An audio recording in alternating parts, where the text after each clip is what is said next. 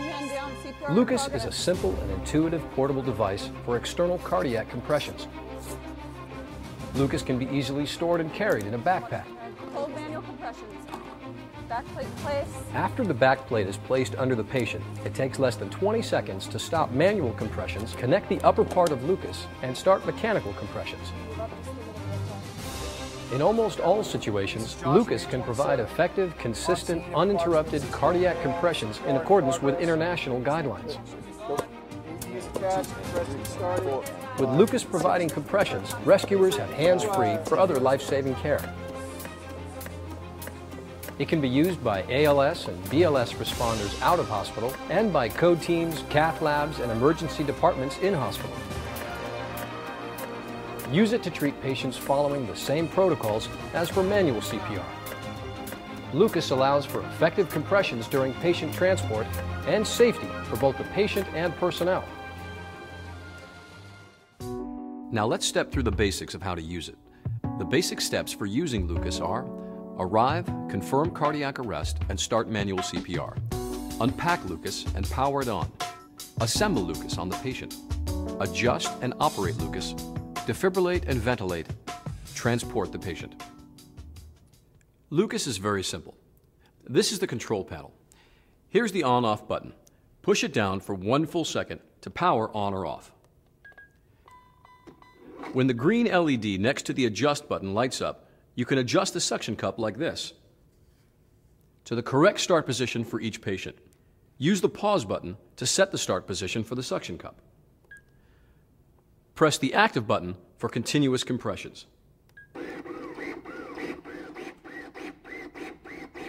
This LED prompts you for ventilations 8 times a minute. While Lucas is operating, the pause button pauses compressions with the suction cup up at the start position you set. Active 30 to 2 does 30 compressions, then pauses 3 seconds so you can give 2 ventilations. Again, there's an LED to prompt you and also an audio signal that alerts you just before each pause.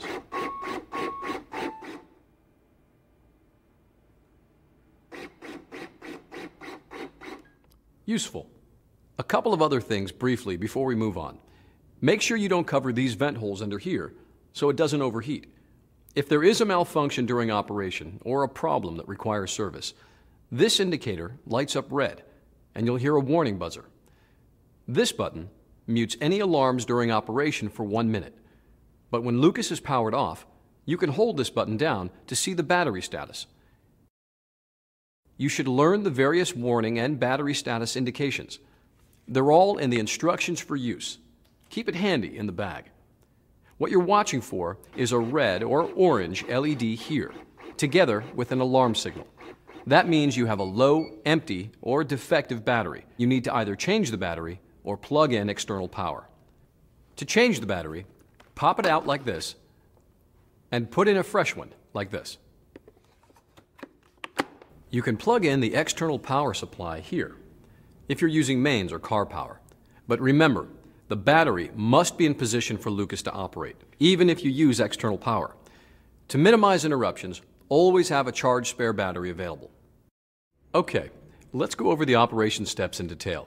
Just like with manual CPR, when you arrive at the patient, confirm cardiac arrest and start CPR according to your protocols.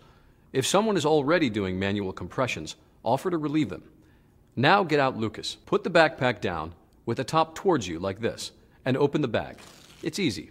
Before you take Lucas out of the bag, push and hold the on-off button until it turns on. It self-tests, and you see the green LED when it's ready to use. Assemble it on the patient. Get out the back plate. Stop compressions briefly and slide it under the patient's back. If there are only 2 of you, one should support the head while both of you lift the upper body. Lay the back plate below the armpits like this. Clear the patient's arms away from the back plate at these latch points. Keep doing manual chest compressions as much as possible. We're trying to keep up the coronary perfusion pressure and clean off any gel or anything slippery from the patient's chest to help Lucas stay in position. Lift the upper part of Lucas out of the bag by the leg handles, and it springs open. Pull up on the release rings until the claw locks open. Okay, now click the closest leg onto the back plate. Keep fingers clear. Then stop manual compressions and lock in the other leg like this. Good. Pull up on both legs to make sure they are locked into the plate. That's very important.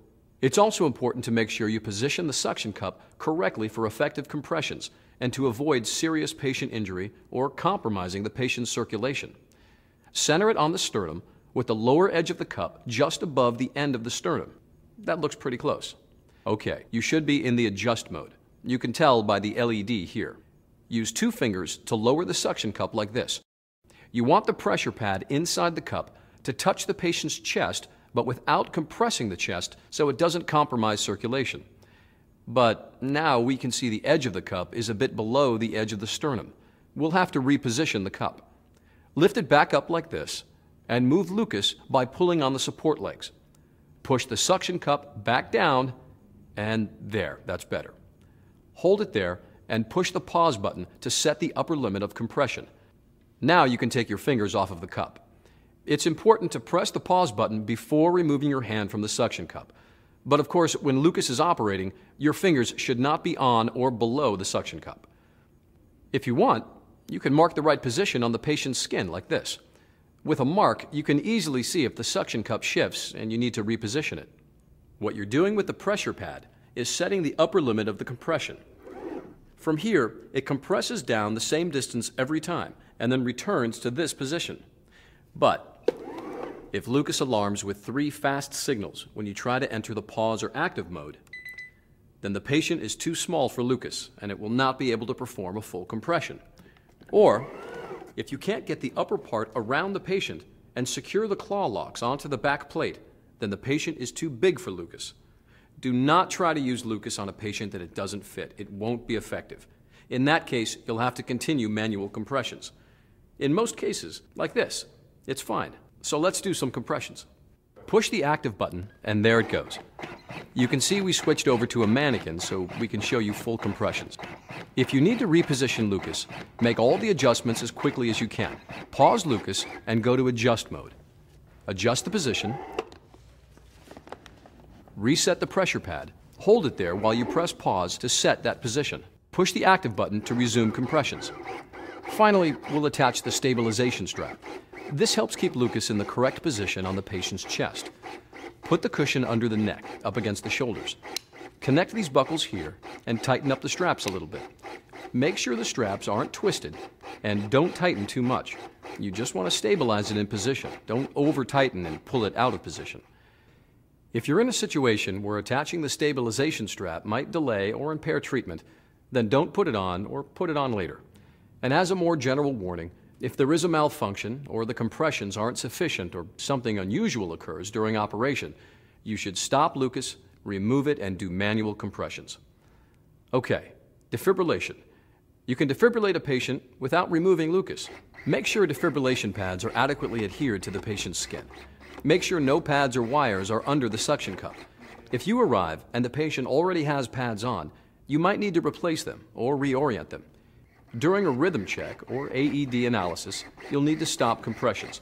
Push the pause button. Analyzing now. Stand clear. Make the interruption as short as possible so you can continue CPR. Advised. Use your defibrillator according to its manufacturer's instructions and your protocols. After the shock is delivered, verify the suction cup hasn't moved out of place. Readjust it if you have to.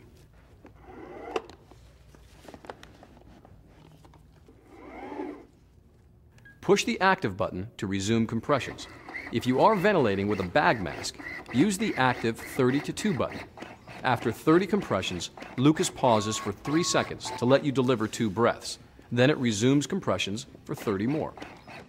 Once you have an advanced airway, like an endotracheal tube in place, you can switch to active continuous mode and deliver ventilations without pausing the compressions. When you transport the patient, you can secure their arms with these straps. This gets their arms out of the way while you work.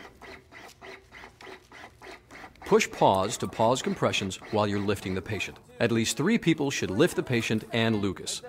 Remember to support the patient's head even with the stabilization strap in place.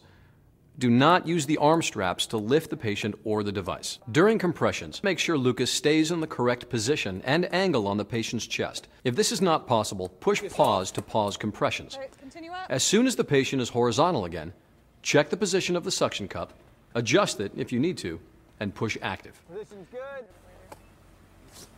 Check placement. Turn back on. Lucas on. During ambulance transport, the patient and rescuer should be secured. Just like with manual CPR, it's common for the patient to have bruising and soreness of the chest with the use of Lucas. Here are 2 other important procedures you need to know. If you need to change batteries while you're using Lucas, push pause. Swap in a charged battery, like this,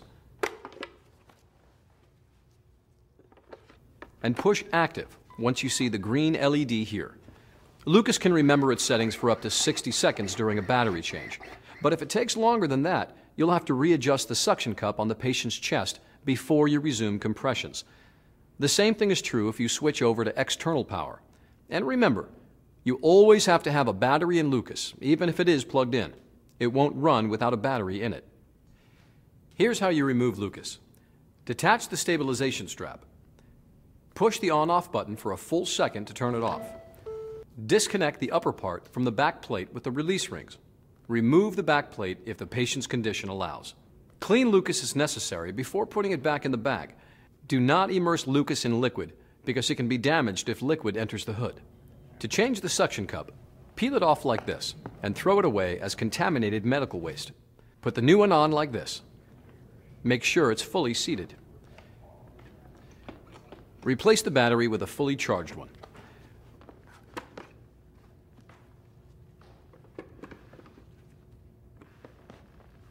Put Lucas in the bag like this, along with the stabilization strap.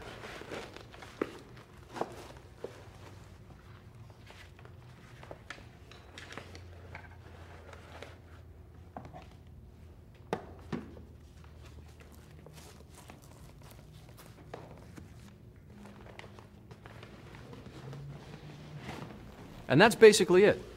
Here's a quick summary. Arrive, confirm cardiac arrest, and start manual CPR. Unpack Lucas and power it on. Assemble Lucas on the patient. Adjust and operate Lucas. Defibrillate and ventilate. Transport the patient. Remember to read the instructions for use for information on cleaning, routine maintenance, and other important details such as general warnings. Thank you.